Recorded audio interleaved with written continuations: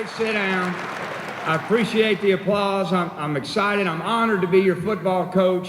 I have one goal today, and that's not to make national headlines.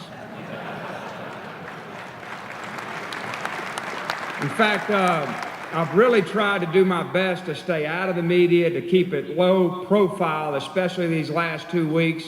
As I'm formulating our media policies with our staff, little did I know that I'm going to have to put a gag order on my mother,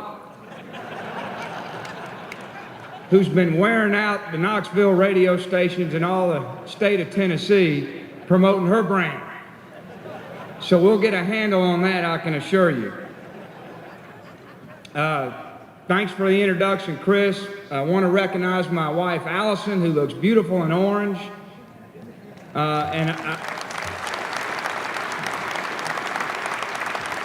And I want to recognize 3 coaches who are here today, which I'll talk a little bit more about. First, our offensive coordinator, Jim Chaney. Stand up, Jim. It was very easy when I took the job to know that I was going to keep Jim. Jim and I came from sort of the same systems on offense. I've heard nothing but phenomenal things about him, and I'm excited that he wanted to join our staff. He loves Tennessee. He didn't want to leave, and that made it easy for me. And of course, Lance Thompson. Where's Lance? Stand up, Lance.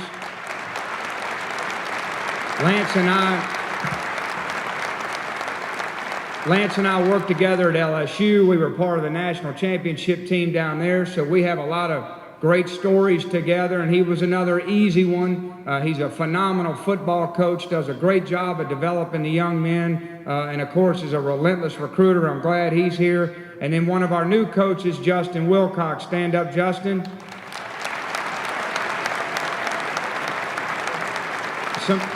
Everybody wants to know, that was always the big talk, I guess, for 2 weeks. Who's going to be the defensive coordinator? And it was important to me to be able to go eyeball to eyeball with all these coaches. I had so much interest in the job, and they say, well, what really made Justin the guy? And I said, the first thing is I was sick of playing him for 3 years, because I've watched every game that he's coached in the last 3 years and that he's coordinated, and there's no better resume for a football coach than to watch the film. And our whole staff always commented that his teams played like their hair was on fire every snap. And I'm happy to have Justin. He's the right kind of fit here. He's going to do a great job for us. 19 days on the job, I could probably write a book already on what's happened in the last 2.5 weeks. And things happen so fast. What people don't realize is the 2 or 3 days leading up to getting the job is also quite an emotional event. We got the job, I guess I was here Friday night, Chris, as you reminded me, and when I knew that I didn't have it all together was the following weekend. We have an official visit weekend, and we do a nice tour of that beautiful locker room in the stadium, and I walked in for the first time, and I said, wow, this is gorgeous. What a phenomenal place. And they said, Coach, this is where we had the press conference. I said, we did? I was here? So that ought to tell you what you go through during all this turmoil. And it was in a little state of turmoil. And when I got here, it seemed like there were a lot of pieces everywhere. There was a real frustration throughout the program over what's happened. We had to quickly assemble 5 or 6 coaches to get out recruiting. On Sunday, Jim and Lance did a phenomenal job of getting me up to speed on our personnel on our team. And then we spent all day watching hours and hours of high school video to formulate a plan. We had 10 days to hit the road and 2 official visit weekends, and we had to put together a class that was going to make all you guys proud. And I'll tell you, I'm really excited with how we landed up. The lesson is, as it always is, things are never as bad as they seem, and things are never as good as they seem. That's a hard thing for fans to always realize, but I can assure you as a coach, it's always that way. It seemed like doom and gloom on Saturday, but I didn't feel that way. And then all of a sudden, everybody gets ecstatic, and I don't feel that way anyway, because I said from the beginning that these 2 weeks that we just went through, no matter what happens, we're not going to ultimately define our program, and I still feel that way. You know, recruiting is always going to be a team effort for me. And the one thing that I found when I was on the road was this is an easy place to sell. I always suspected that, but being able to have that as your product, it really made it easy. And you know what? I didn't have to sell Tennessee when I went on the road. It was just important to me to get in front of every one of these guys to sell what I believe, sell what our values of the program, how we're going to run the program, what kind of culture we're going to create, and how we're going to support these young men. And I felt like if I could just get in front of some of these young men, that we would have a chance. And we certainly did. And sometimes it wasn't easy to get in front of them. We had to kind of go around and over and under and through. But when we did get in front of them eyeball to eyeball, I think it woke them up. And we had an opportunity to get them on campus, show them what we were all about. And I'm real pleased with how it ended.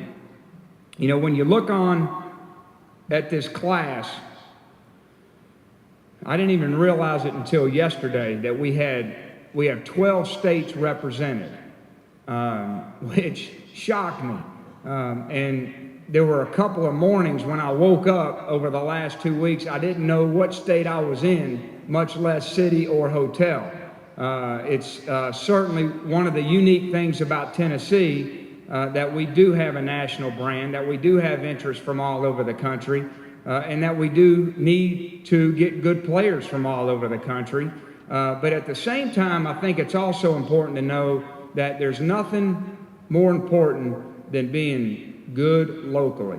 And when I say locally, it starts with the state of Tennessee, and I'm so excited that James over in Nashville gave us an opportunity to sit in front of him, tell him how we can help him in the future, and he decided to come our way.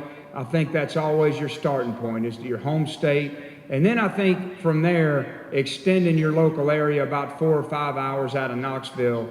And what a tremendous recruiting area that we have. It touches, I don't even know how many states, but certainly Georgia's always been very important in Tennessee's history. I can remember being on staff at Georgia, and we were devastated because we lost Jamal Lewis, Cozy Coleman, Deion Grant. I remember it like it was yesterday. That was not a fun time. And what happens, I think several years later, Coach Fulmer's holding up the crystal ball, winning the national championship. So certainly that state's going to be important to us. But anything outside of 3.5, 4 hours is going to be important to us. At the end of the day, we have to sell our message. Tennessee has all the resources. Tennessee has the best fan support anywhere in the country. But how we define our culture, how we develop these players is really going to be the difference in what kind of program we have. I know everybody wants to get excited about where we rank in recruiting. I don't know how they can tell the difference between number 5 and 8 and 9. These guys are a lot smarter than me, I can tell you.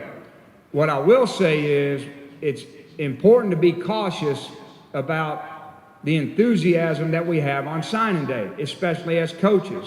Case in point, in 2007, we had the number 3 signing class in the country, and I'm sure there were a lot of happy fans in Knoxville. Here we are 3 years later, we barely have 50% of those guys still on the roster. So the lesson is the work begins today. It's not an end point. This is the beginning of the work, and how we coach these young men, how we support them academically, how we mentor them, how we help them physically become the best players they can be, emotionally become the best people that they can be, academically become the best students they can be, and then how we develop our team culture is ultimately going to decide what kind of class we have this year. So that's what I believe. I believe that recruiting is important. We have to have a good systematic approach of how we evaluate players, but at the end of the day, what matters most is once they get on our campus and how we develop them and support them, and that's where we're going to turn our attention today. So I'm happy to be your coach. I can't tell you how thrilled I am about the staff we're putting together. I'm almost through with the hires. I know it kills everybody that I'm moving not at the pace that you guys would like, but it's important for me to get the right fit. Thank you for having me.